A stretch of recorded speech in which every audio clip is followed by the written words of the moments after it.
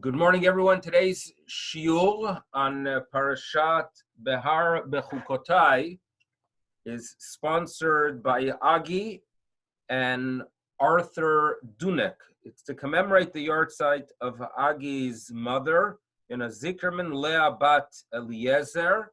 So we thank you very much, Dr. Dunek and Agi, for sponsorship. May the neshama have an aliyah. I remember her very well.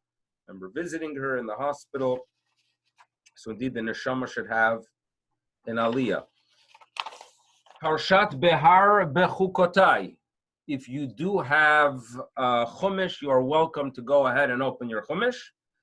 And if not, you could tune in and we'll go through this parsha together.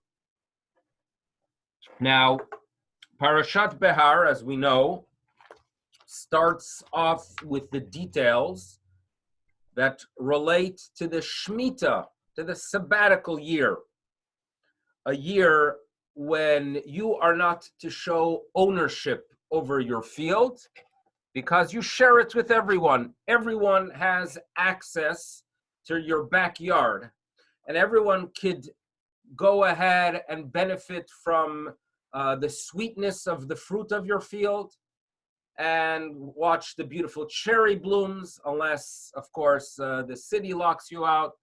But everyone is considered part of one big family. It's not my property. My field opens to everyone.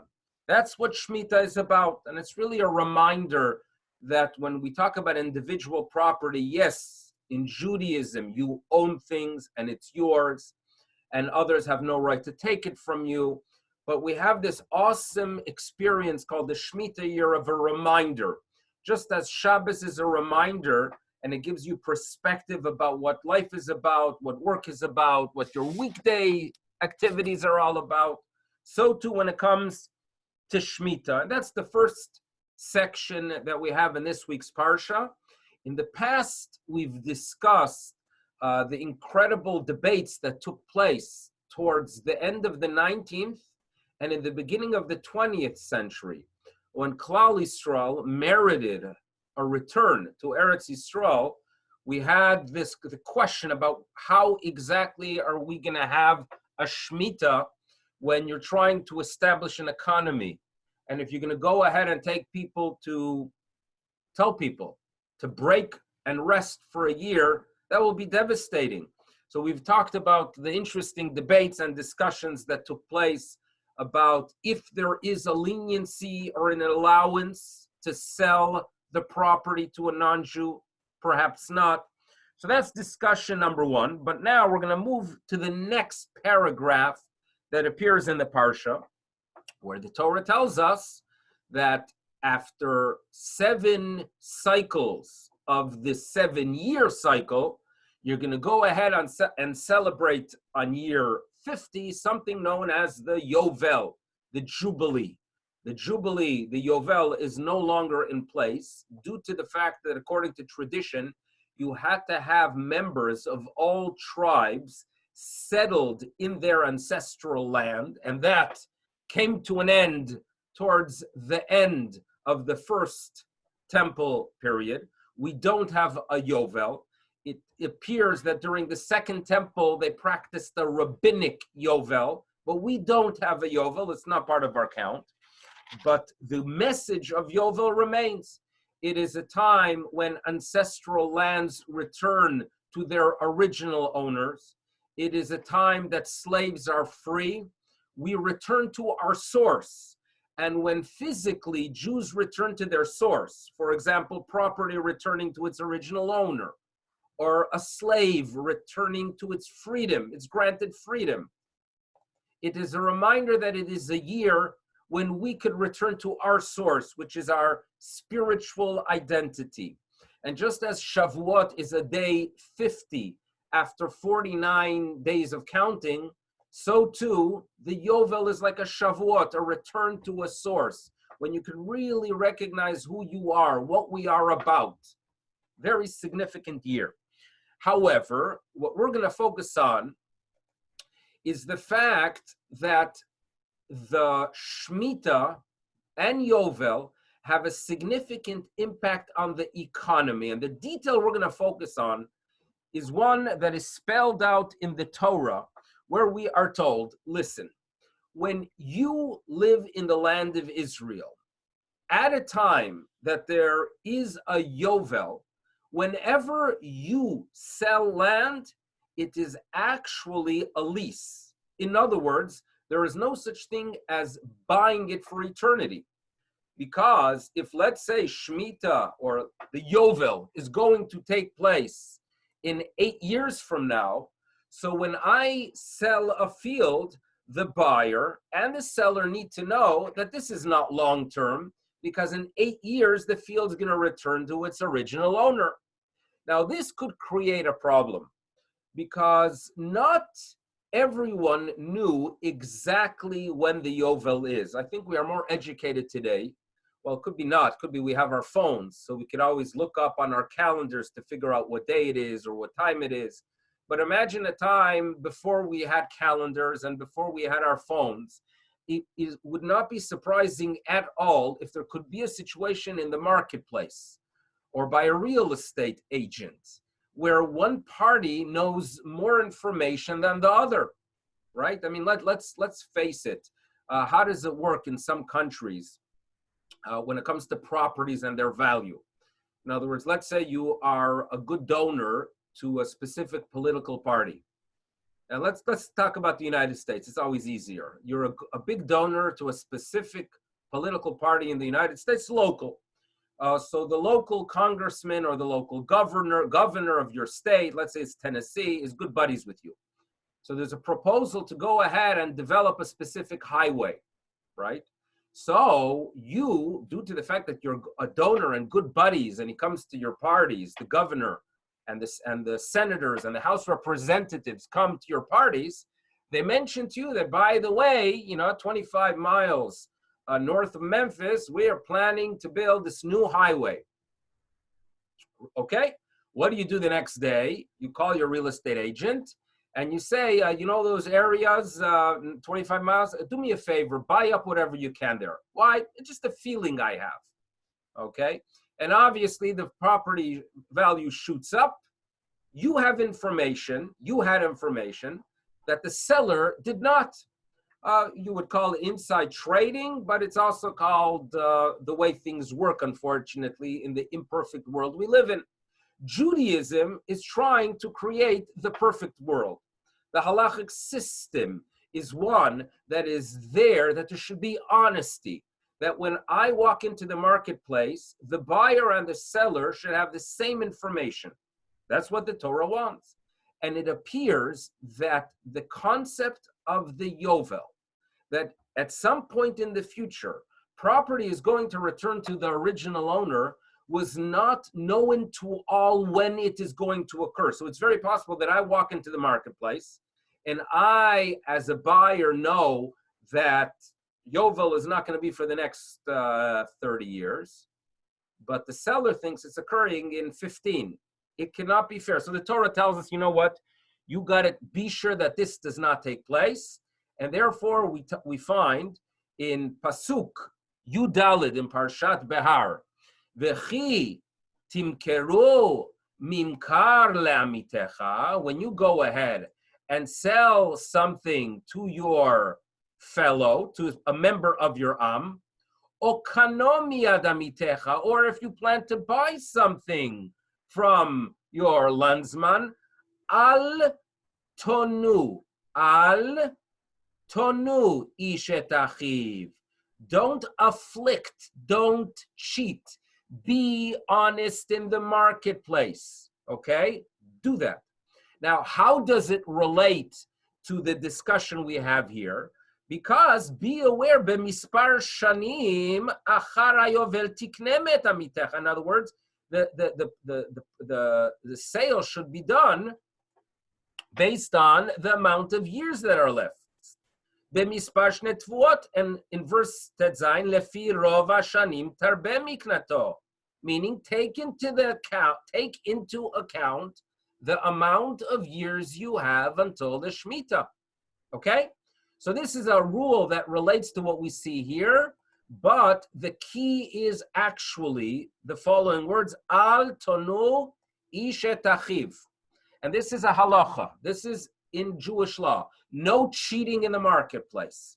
Okay? So if, let's say, you have a stand in the marketplace and you are selling potatoes, and everyone in the marketplace is selling potatoes at $2 a kilo, and you realize that a person walks in, a tourist walks in, or maybe to make it more realistic, you sell in Yerushalayim some, in the Shuk Machne Yehuda, some mango juices. A mango blend could be purchased for a couple bucks, and suddenly a tourist walks in, right? And the tourist does not know what is occurring. So the question is asked, wait a second, Shemitah, you're telling me that people were not aware, but wouldn't the court keep track of the Shemitah and Yovel years, right? So there's no question that the courts were aware of it. The point what the Torah is addressing here is that it is very possible that the average person walking into the marketplace or people meeting at a real estate agent perhaps do not know all the information. I ask you right now, all of you, in how many years from now is Shemitah? Okay? In how many years from now? So some of us are going to say, yeah, it's going to be in 3 years. Someone will say, no, it's 4. We don't remember these things. And obviously, if it is a period of 50 years, it is very possible that not everyone remembers it. Okay?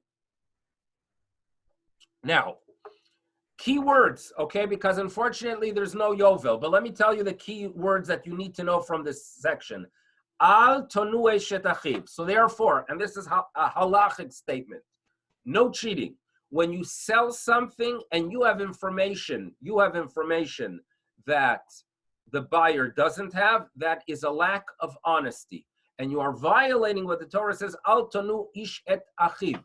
So, mislabeling a product, right? Or any transaction when it comes to inside trading that I know that my company, or if, for example, if I work in the US government and I know there's a pandemic and I go ahead and tell people not to worry, but then I call my real estate agent or I call my stockbroker and say, sell everything, that is a violation of Al Tonu Ish et achiv. There's a violation of ona'ah. Okay, that's what we have. Now, ask a few people here. Wait a second. If you look carefully in verse 17, guess what the Torah tells us again? Velo tonu ish et amito. Okay, meaning after the Torah tells us this violation, the Torah repeats this idea. Don't cheat. Don't afflict. The word ona'ah is affliction, no afflicting. And in verse 17, we are told, V'yareta me'elokecha, fear your God. Ki ani Hashem elokechem. So the question that is being asked, why is it that this rule of ona'ah, of financial affliction, is repeated in verse 17? That's the question we have to address right now. So now, as you know, in the Talmud, there is a big tractate called Nezikin that relates to damages. It is so big that the rabbis at some point divided it into 3 sections, and they created 3 gates, right? They created 3 gates. And what do we mean by 3 gates? So one of them is known as the Baba Kama. Excuse me one second. Excuse me one second. I'm just going to have to look there. Excuse me.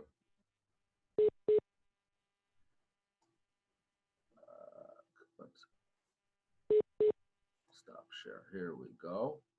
Mute out. Okay. So the Talmud shares with us, the Talmud takes this tractate Nezikin, divides it into 3 parts. We have Baba Kama, Baba Metzia, and Baba Batra. So in Tractate Baba Metzia, in the 4th chapter, there's a detailed discussion about ona'ah, which the rabbis called ona'at mamon, financial affliction. Financial affliction is if there is a given price in the marketplace and you charge more than 20%, it cancels the whole transaction. Now, in that chapter, which obviously has many details, the Talmud shares with us that you should know, and this is actually a Mishnah, that just as there is a halachic issue and a violation of afflicting people financially, so too there is what is the rabbis call ona'at dvarim. In other words, once the Talmud has an opportunity to share with us these laws, it adds in the laws that relate to verbal affliction. And the rabbis in the Mishnah ask what exactly is considered a verbal affliction. So the rabbis say, for example, if you meet someone who's about tshuva and did things in the past that they regret, don't mention it to him. If he was a person who converted to Judaism, don't start saying nasty things to him that how can you go ahead and study Torah if in the past you ate non-kosher? If something tragic occurs to him, don't be an idiot and start telling him that you're to blame, but rather be supportive. And the Talmud tells us that in any situation that your mouth is not careful with what is uttered and you cause pain to another person, that is considered ona'at dvarim. Ask the rabbis, where in the Torah is there a source for such a concept? And the rabbis tell us that that appears in verse 17. What does it say in verse 17? Velo tonu ish et amito. In other words, while verse 14, where we are told, al tonu ish et achiv, that is talking about ona'at mamon, financial. Verse 17 is talking about verbal affliction. Now, when it comes to financial affliction, it is very clear. When it comes to financial affliction, it's very clear that I'm charging more, right? You could see that the guy next to me charged for his potatoes $2 and I charged $3. But when it comes to verbal affliction, I could say, for example, the Talmud tells us that if, let's say, some people come to town and they want to purchase grain, and I want them to get out of my neighborhood, right? I want to go ahead and shoot them to the other side of town. And I tell them, oh, you guys want grain? Go to the other side of town. Shloime is selling grain. Now, Shloime never ever sold grain. So that is called verbal affliction. I am afflicting them by getting them excited that they could go ahead and make a purchase, and I get them out of sight. One could afterwards, when they come to me and say, why did you do that? I could claim, I didn't know. I thought maybe Shlomo is. So therefore, in verse 17, that is talking about ona'at dvarim, the Torah tells us that you should know, v'yareta me'elokecha, fear God. Fear God. In other words, don't play games as if you didn't know. Fine? So what we have up until this point is the following. There are two types of affliction, financial, and there's financial affliction, and there is verbal affliction. Fine. Now we're going to ask the following question. If you look carefully in verse 14, it says, Al tonu ish et achiv, your brother. On the other hand, when you look at verse 17, it is velo tonu ish et amito. The word amito is a member of your someone that is with you. Ani olech imo, I'm going with him. So why does the Torah switch between the two? Okay, so that's the question we have to think through. Why is it that when we are talking about financial affliction, it uses the word achiv? When it is talking about verbal, it's amito. Okay, so two explanations are going to be presented to address this issue. Number one, we've talked in the past about the great Rabbi Yeshayahu Horovitz, the Shloh. the Shloh Kadosh. We talked a lot about him. Now we're going to share a vort. And he notes the following. Brothers at times, out of complete love, could make jokes at one another. They'll laugh at one another. And it's common that when brothers have a good relationship, they could go ahead and laugh and make statements. There's a network on cable called CNN. I don't know if any of you are familiar with it. It's called CNN. No, it's out of Atlanta. And I'll tell you a little secret that you didn't know. They don't like Trump. I don't know if you're aware of it. Now, CNN has one of the few things that they've had some success recently is with the fact that one of their anchors interviews quite often the governor of New York. In other words, one of the main anchormen, or whatever they call them on CNN, is a fellow by the name of Cuomo. It's Chris Cuomo, if I'm not mistaken. And he is the son of the late governor of New York. If you remember him, Mario Cuomo, if you remember him. And he has a brother, meaning Chris, who is probably a 50-year-old fellow, has an older brother who is the governor of the state of New York by the name of Andrew Cuomo. So quite often, and again, I don't watch CNN, but here and there, when you go on CNN.com, you will see that with great pride, they like showing the interactions, which they are actually cute, between the two brothers, because they chipper, they laugh at one another. They make, this one laughs at this fellow's haircut, and this one laughs at his press conferences. But you see that it is enjoyable because you see two brothers that actually love one another. It's obvious. And when they chipper and when they laugh and when they make statements, it's out of love. When, unfortunately, notes the Shloh HaKadosh, when, unfortunately, do you see brothers fighting? Right? When do families get torn apart? When there is money, right? When, unfortunately, there's a Yerusha, right? And we're talking about $1 million. Ooh, that already, brotherhood is out the window. That's what the Shloh HaKadosh said. Maybe it was true in the 17th century. I don't know about now or not. But says the Shloh, now we can understand the Psukim. When we were talking in verse 17, we'll work backwards. In verse 17, when it is verbal, verbal is the Torah warns you, anyone that is part of your nation. Brothers, you don't have to be concerned because they love one another. They're not going to cheat one. They're not going to afflict one another because the lines they say towards one another are the byproduct of love. I could laugh at my brother. I'll do that. And he's going to laugh at me. And we love one another. But in verse 14, that is talking about money, there the Torah has to warn you, Al tonu ishet achiv, that when it's talking about the Yerusha, and you have knowledge about a specific account that the brother didn't know, and you say to yourself, well, I called mom every Friday. I don't know if he did. So I'm going to go ahead and hide the $250,000. That's what the Torah is talking about. Al tanu ishet achiv. That's what the Shloh HaKadosh notes on this verse. And that's explanation number one. Explanation number two is the fact that, the more you know someone, the more of a responsibility you have towards what you say. In other words, if I meet someone randomly, right, that I don't know, and I say something that happened to trigger a bad emotion on their end, I'm not responsible. In other words, I meet a stranger, and I'm just talking to them, and we drive by a 7-Eleven, and I say, boy, I really enjoy a good Slurpee, which is not true, but that's what I say.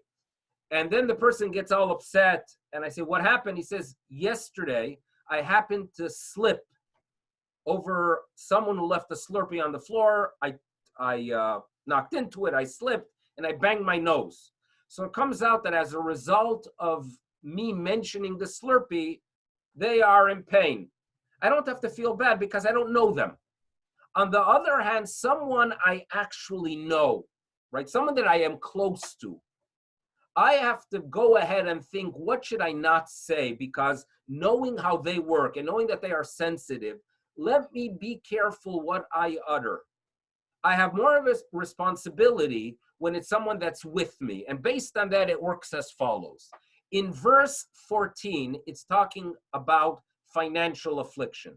Financial affliction, it makes no difference if I know the person or not. I have the responsibility of not charging them more than the fair market value. And therefore, it's a brother, and we're all brothers and sisters. On the other hand, in verse 17, which has to do with the verbal affliction, it depends how close you are to them. You have more of a responsibility the more you know them. You know them, you know what things are pleasant for them and what statements are unpleasant for them. You have a responsibility. And the word lo tanu ish et amito in verse 17, am is imo, with you. The more they're with you, the more of a responsibility you have. So that's a little bit about what we have on this section of the Parsha. But I would like to move on to another section that's towards the end of the Parsha. The Parsha is a lot about unfortunate decline that takes place when we don't follow the mitzvos. When we don't follow the mitzvos in the land of Israel, there's a decline. And it reaches a point, this appears in Shvi, meaning it's in chapter 25, verse 4-7. And it's talking about a situation where a non-Jew who accepts the Noahide laws, who accepts the fact that Jews own the land of Israel. We're very comfortable, by the way, with having non-Jews in the land of Israel if they follow what we require and they understand that it was given to us, to Klal Yisrael. So if such a fellow lives in the land of Israel and he purchases another Jew, okay? He purchases another Jew. So you hear the situation, that it's a Jew that the result is that he is sold to a non-Jew. Not an ideal situation, but one that does occur. The Jew declines and the non-Jew owns him. So the Torah tells us that you should know that you must be careful to try to buy his freedom. Turn to the non-Jew and you go ahead and you offer to him a fair value of what the individual is worth, and you should go ahead and release him. Okay? Now, I'm going to attempt again to show another screen, and please say a special prayer that it works well here. I'm going to show you something here. Now, in this, there's a Rashi here that you're going to see. There's a Rashi. And the Rashi tells us your fellow Jew is owned currently by a non-Jew. Go ahead and try to release him. Try to release him. Now, the Torah tells us that this non-Jew is a goy shetachat yadcha. This is from Rashi. This non-Jew is following the rules and regulations of a Torah society. Now, we are told, ve'af al piken, nevertheless, when you want to release the non-Jew, lo tavo alav be'akifin. Don't be dishonest when you try to release the Jew from the non-Jewish owner. Why? Because if a Jew is not honest with his interactions with the non-Jew, he causes a chilul Hashem. You are desecrating the name of God when you go ahead and think that, oh, because it's a non-Jew and I'm smarter, I'm going to figure out a way how to get around the system. That's a chilul Hashem. But rather, as Rashi says, yedakdek becheshbon, be precise with the math, be precise with the calculations, and release him by paying a fair value. This is what Rashi shares with us. Now, I'm going to tell you now a brief story, and the story is going to go ahead and quote a halachic authority. And I'm going to ask you, please, to remember the name of the book of this rabbi, and then I'll tell you more about the rabbi himself, okay? So there is a text that is printed in every single Shulchan Aruch. It is called the Behar Hagolah. Be'er, like the well, but it also means the clarification of the gola, of the exile. Now, Be'er HaGola, before we tell you a little bit about the author and his personal story, shares with us the following that you should know. That I'm warning all Jews, that from my experience, that there are many, many Jews who became wealthy because they were not honest with non-Jews. In his words, shehitu et hagoim. They caused non-Jews to make mistakes, meaning they were basically dishonest by allowing the non-Jew to be fooled. So says this Be'er HaGola, such people, I can tell you from experience, their money was not long lasting. Velo hinichu acharehem bracha. The financial blessings they had did not remain. On the other hand, people who are extremely honest, and even when the non-Jew made a mistake, they in turn went ahead and returned it to them. He'eshiru vehetzlichu, they were successful. Vehenichu yitram, they left property to future generations. So he gives this very, very serious warning how we interact with non-Jews. Obviously, this is based with this Rashi here. So that's a halachic statement of the Be'er HaGola. Now it's time for a brief story. Who exactly is the author of the Be'er HaGola? And there are three important people, by the way, that I'm going to mention. There are many more that are descendants of this rabbi. There are three important people. Three people that we all know that are descendants of the Be'er HaGola. One of them is Prime Minister Netanyahu. One of them is President Rivlin. He is a descendant also of the author of Be'er HaGola. And the third is Ken Kantorovich. And I don't think the Prime Minister or the President are listening, but I know Ken is. So the name of the rabbi is Reb Moshe Rivkes. Reb Moshe Rivkes. Why was he called Rivkes? Because his mother's name was Rivka. And it appears that he came from a wealthy home, and the father was studying a lot of Torah. So who was running the business? His mama Rivka. And therefore, he was known not for his father, for his mother Rivka. So Ramosha Rivkes, he was born in Prague, eventually moves to Vilna. Unfortunately, in 1655, as the rebels, the Cossacks, come to Vilna, he had to leave town.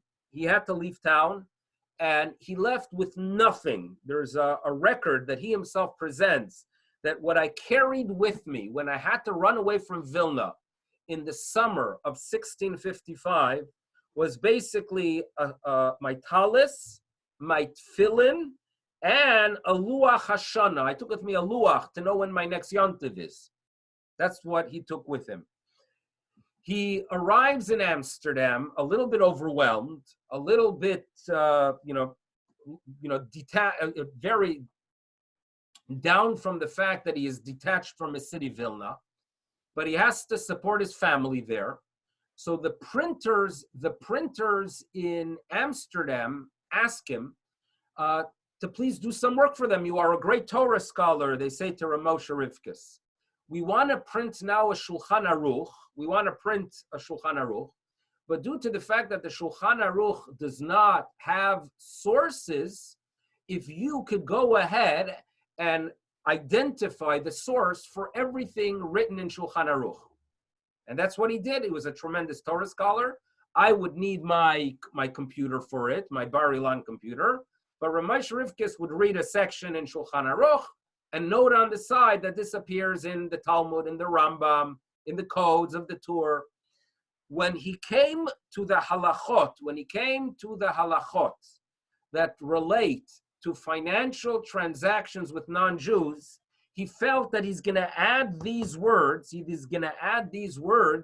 even though they are not part of what his job is, because it doesn't relate to presenting a source, but he felt this is important for the Jewish people to know, the importance of Yidagdek becheshbon and to avoid a Chilul Hashem.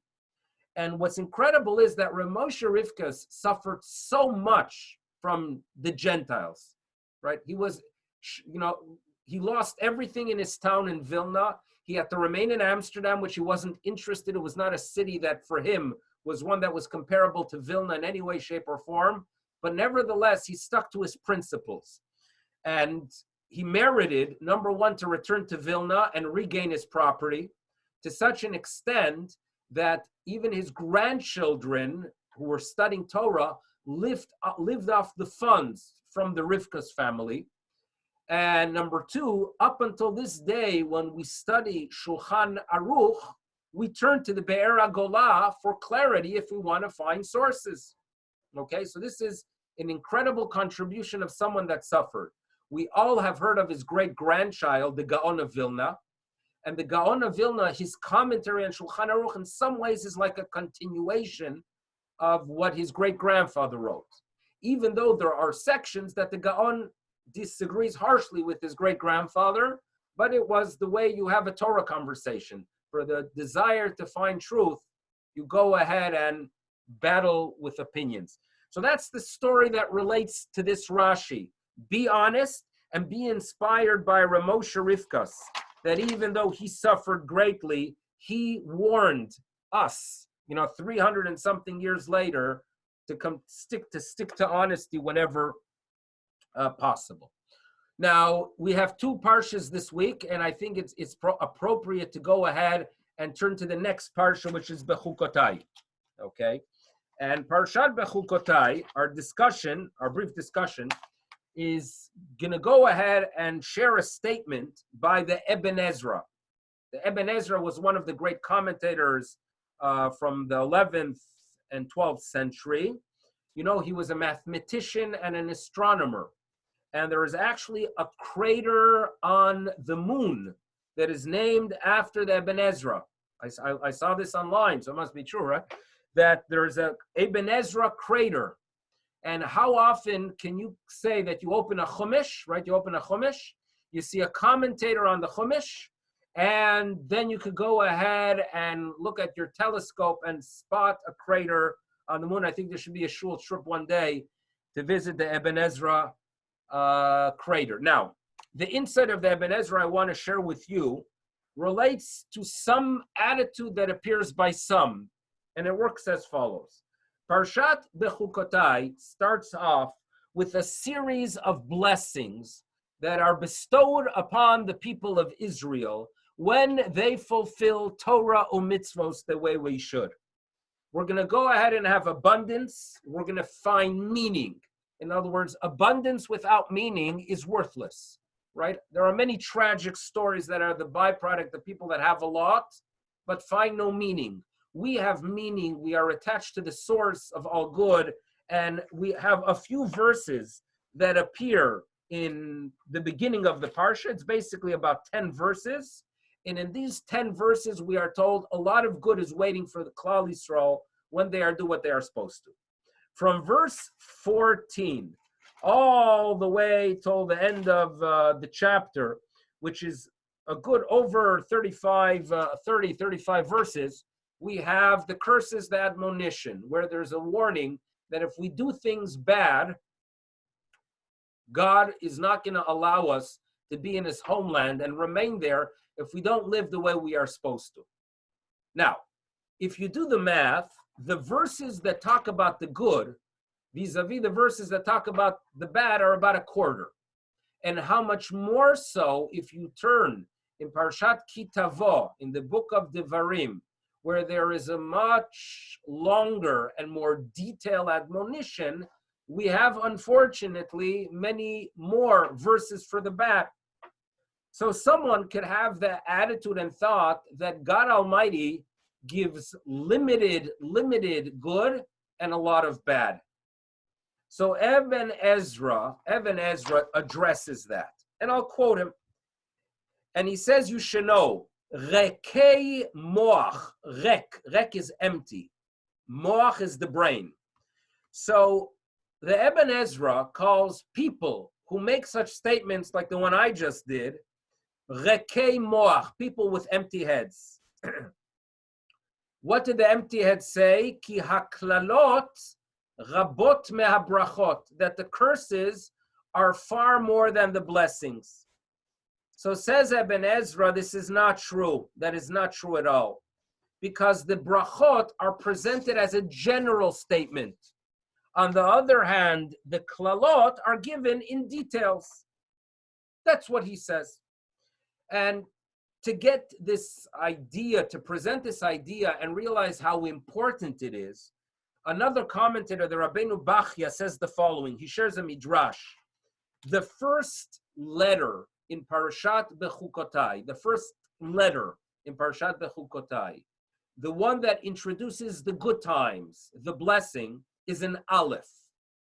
The last letter in that paragraph that talks about the good and the blessings is a taf, the last letter in the aleph base. So this midrash tells us that when it comes to blessings, blessings cover mi aleph ataf, from A to Z, like Amazon, A, Z. In other words, they cover everything, mi aleph ataf. On the other hand, the midrash continues that the klalot start with the letter vav, and they end with the letter hey, and therefore he writes it's like they're going backwards, just as things that go run backwards can't run and remain and be sustained long term, so too the curses. And this is a fundamental message that some of us have the natural tendency to feel. Others need a constant reminder that there is more good than bad. Now, this is true about people as well, right? We believe that people are good, And therefore, when once in a while you interact with someone and it's unfortunately negative, you have to remind yourself that's not the whole person, right? A person has to judge et kol ha'adam. You have to look at the whole person, and there's a lot of good in people. And if we take that attitude that people are in general good and they make a mistake, you could be forgiving because it's not their essence. And so too when it looks to the world we live in, even the world of today, that there are challenges, right? And there's insecurity. And you hear the not just the issues that relate to health and to the fear we have about this virus, but look what's happening to the economy. Even in these times, there's a list of things to be grateful for, right? And the Talmud tells us that even in the exile, HaKadosh Baruch Hu lo me'astim velo galtim, God Almighty has mercy even in difficult times. And I think our responsibility at these times of difficulty is to tune into Ibn Ezra and not to be a rek moach, meaning to look and try to find the good. If you still have food, if Baruch Hashem you're able to find flour in the supermarket and toilet paper, and Baruch Hashem you have it, it is something that you have to really stop there and meditate and say, thank God for that. It's a time to focus on the brachot we have, because when we are people of appreciation, we are fulfilling the essence and the goal of our nation. And this is how we really have to look at Parashat Bechukotai. We're going to read it. We're going to read Shabbat admonition. We're going to realize that it's not good, but let's remember that there's a lot of good, and it's good that we are deserving because we are doing good. There's a tremendous amount of chesed that is done during this period of time, and let's keep up the good work. And just as with a child, it has been proven that when you give them positive encouragement for the good things they do, they continue doing it. It relates to self as well. Let's encourage ourselves. If we had a successful Shemon Esrei, were you able to focus, pat yourself on the back.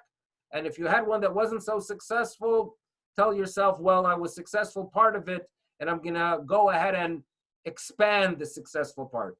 Optimism is the way we deal with all we are facing. And hopefully those will be the tools that we can learn from the Parsha and go forward from it. One final point, the right before in Parshat Bechukotai, at the end of the blessing, and before the admonition, the Torah tells us that we're going to be free. And you know how we're going to be free? Kadosh Baruch Hu is going to go ahead and break off the staves of the yoke. Now, a farmer I'm not, but I do know that when you need to plow with oxen, they have a yoke.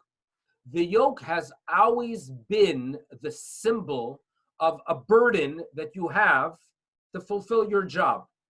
So the idea of breaking away of a yoke seems to be the symbol of the free man. And that's what we are being told.